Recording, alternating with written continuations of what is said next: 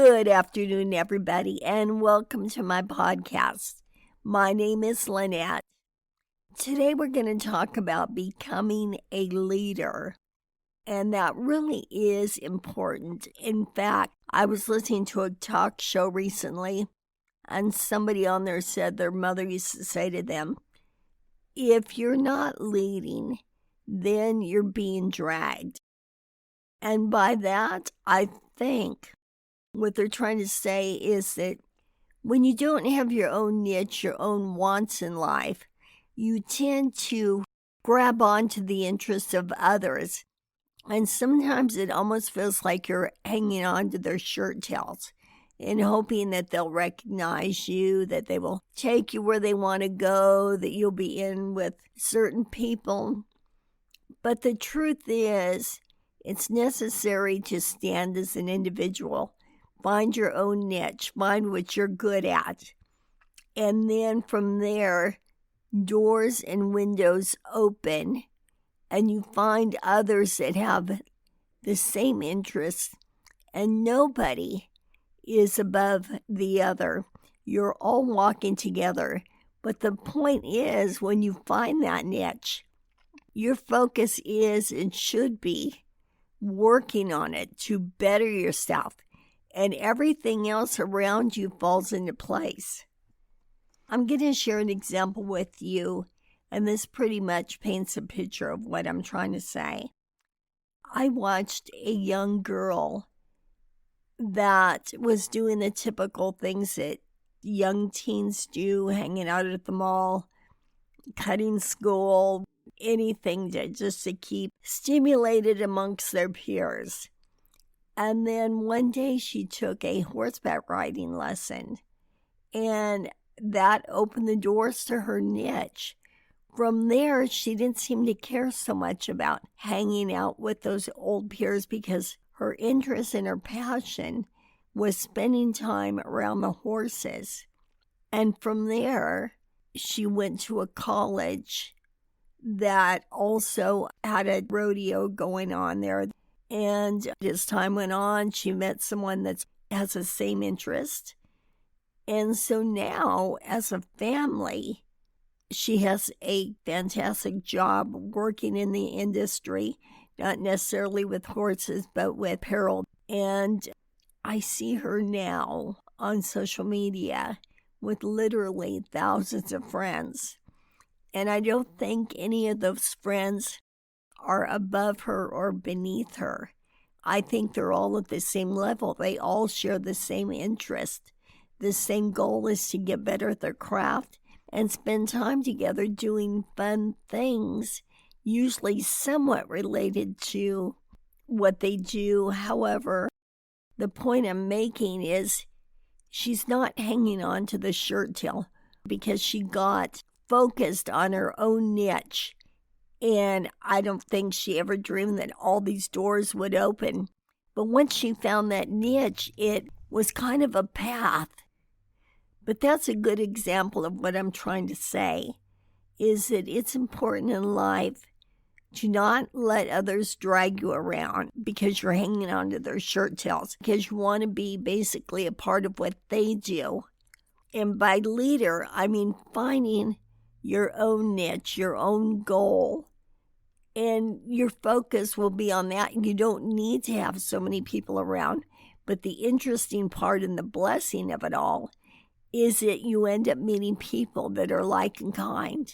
And nobody's hanging on to each other's shirt tails because you're all focused on the same interest. And it's so fun to have people who are interested in doing what you do. I know I have a friend that's an artist, and even though we don't do exactly the same thing, we're still both interested in the arts. So when I spend time with him, I really enjoy talking to him because even though we're talking about two different mediums, the point is everything that surrounds it is the same. So when you come across like-minded people, there's not competition. There's only you doing your best to be your best. Now, how do you find that niche?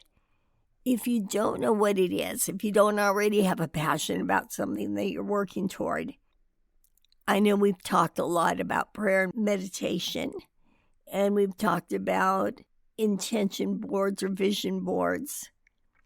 And I think all that, when you put it out into the universe, I think the doors will open. You don't really need to do too much yourself unless you already know what your niche is. Then you work hard to build upon that, to be the best you can be in that area. I'm going to share another example with you, and this happens to be regarding what happened with me, is that my interest was commercial acting, and then I got sick, and I thought my life was over. But what happened is my friend called me, and she had lost her job, so I said, why don't you come and stay with me? And when she came to visit, she said she had been dragon boat racing in Southern California, and she was wondering if we did it here. And I said, oh, that sounds so fun. I wish I could do it. But I was already having physical problems. And she said, you can. Everybody can. So we looked into it further. And they didn't offer dragon boat racing, but they did offer rowing.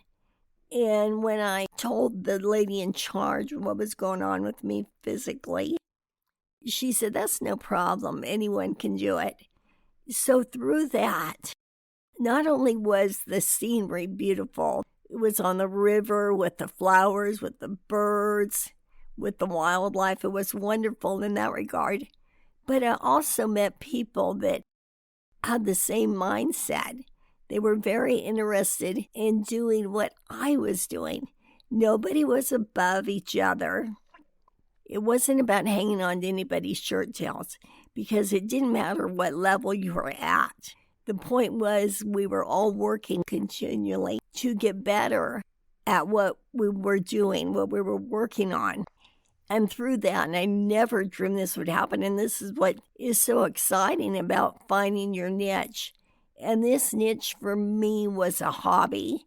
I think your niche can be your hobby or your career or whatever, but it fulfills a lot, basically a void in your life. And I didn't expect this to happen, but I remember I was invited to a dinner for the rowing club. And I went and I thought, gosh, this is pretty fun. I'm enjoying this. Met a lot of people. And from there, we started going to the movies outside of rowing, connected strongly with all these people. And through that, I met so many wonderful friends.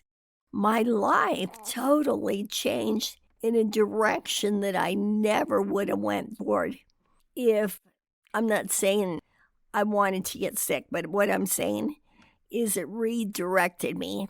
And instead of sitting home and having a pity party, I just let the universe direct me. And I ended up in that situation where I met wonderful friends, wonderful people. And I'm not really the athletic type, but I became kind of, I guess, an athlete in terms of rowing.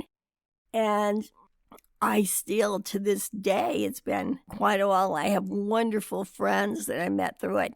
So you never know what direction life is going to lead you.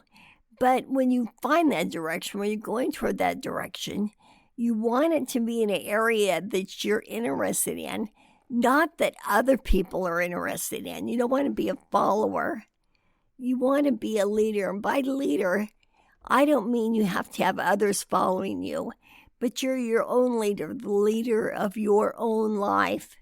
So you find what interests you, and that takes care of everybody else around you because you don't need others so much.